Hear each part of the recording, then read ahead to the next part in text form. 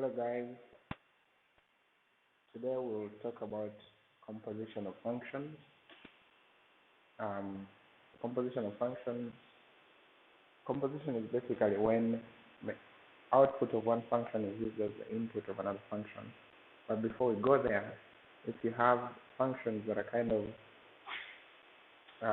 expressed as you see here, then this is how they can be worked out or evaluated. The last one is fx divided by gx. So if I have a function like this one, x minus 1 for fx and x squared minus 1 for gx, if I want to find and simplify this function, g minus f of x will simply be g of x minus f of x. So if I work that out, I'm going to end up with g of x, which is x squared minus 1, minus f of x, which is x minus 1. Alright, so when I simplify that, I'll have x squared minus x minus 2. Moving on, g out of f of x is the same as g of x divided by f of x. G of x, remember, is still x squared minus 1, and f of x is still x minus 1. G of x, x squared minus 1 is the difference of squares, so I can write it as x minus 1 into x plus 1 divided by x minus 1. I hope you can see that x minus 1 cancels out, and I'm left with x plus 1.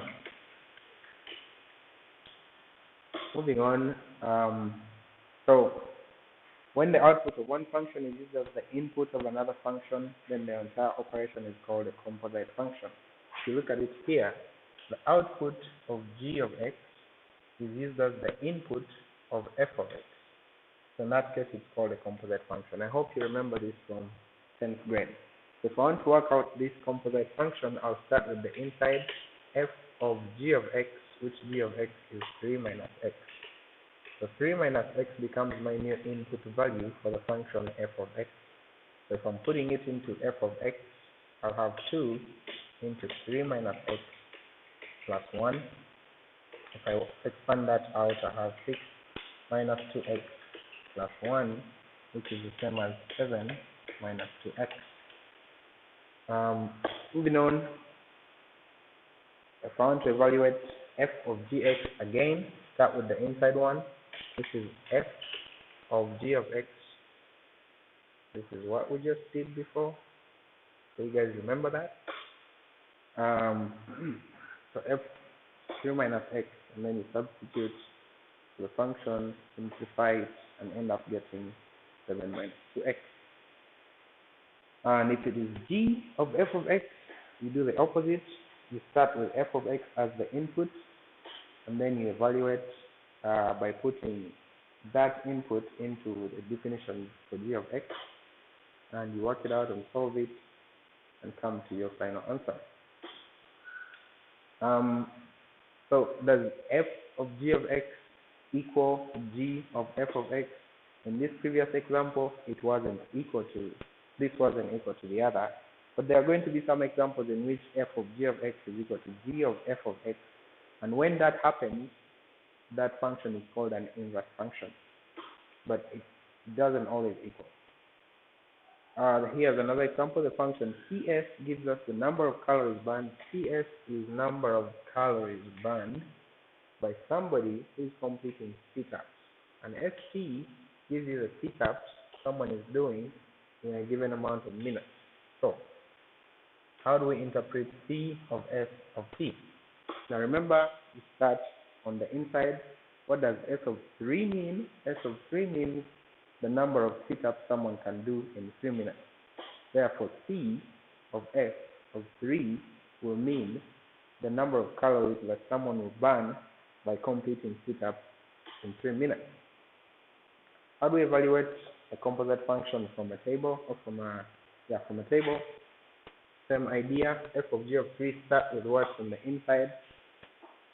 Start with what's on the inside. What's on the inside is g of 3, and I know that the output of that g of 3 will be the input of f. So the output of g of 3, 3 is right here, input value for g, its output is 2. The output of g of 3 is 2. So that's going to be the input value for f. And then I'll go and ask myself, what is f of 2? F of 2 is equal to 8. So that's the result for f of g of 3. What is g of f of 3? Start with what's on the inside. F of 3 is 3. So 3 is the input value for g. And g of 3 is 2. Alright. So I hope you can go ahead and evaluate this example on your own. And this one as well on your own. Alright, how about using graphs? How can I evaluate this composite function using graphs? The same idea. If I want to evaluate f of g of 1, this is where I start. G of 1, go to the graph for g, find out the y value for when x is 1. That y value is 3 when x is 1. So I'm looking for the f of 3. So I go to the graph for f and I look for the output value when x is 3, which is 6. This one, given ft is t squared minus t and hx is 3x plus 2, evaluate f of h of 1. Start with what's inside. H of 1 is 3 into x, but remember the x value is 1, which is 3 into 1 plus 2. Simplifying that gives me f of 5. So now I'm trying to evaluate f of 5, and remember, the input value being 5, the definition of f is that I get the input value and I square it, then I subtract the input value. So I'll get the input value, which is 5, square it, and then subtract 5, which I'm sure you'll agree gives you 20. Domain of a composite function. The domain of a composite function is a set of those inputs, all the x value inputs in the domain of g, which will be the inside function, for which the output is in the domain of f. Kind of makes sense. Let's try to look at an example. So I'm looking for the input values of g for which the outputs are in the domain of f. So I'm going to first look for the domain of g. G of x is 4 out of 3x minus 2. Since I have a linear expression in the denominator, I can ask myself, are there any values of x for which this function would not have an output? Those values of x would happen if I had a 0 in the denominator. So I ask myself, denominator, mix the denominator, what makes u equal to 0? What value of x makes u equal to 0? And then I try to solve for that, and I can see that when x is 2/3, the denominator is equal to 0. So I know for a fact that my x cannot equal to 0, because if x equals 0, the denominator will equal to 0, and the function g of x will be undefined. So just by that, I know that my domain for the function g of x can start from negative infinity up to 2/3, and then I'll have a union of 2/3 to positive infinity. This is simply the domain for gx. Now, I need to look for the values.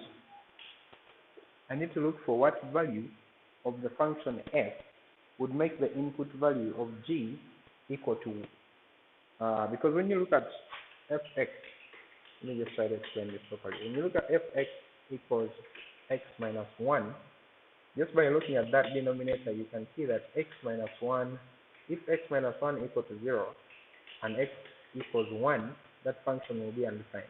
So x cannot be 1. I cannot have an input value of f of x that will give me that would be 1. So if one input value of f of x is 1, f of x would be undefined. So I need to find out what value of this function,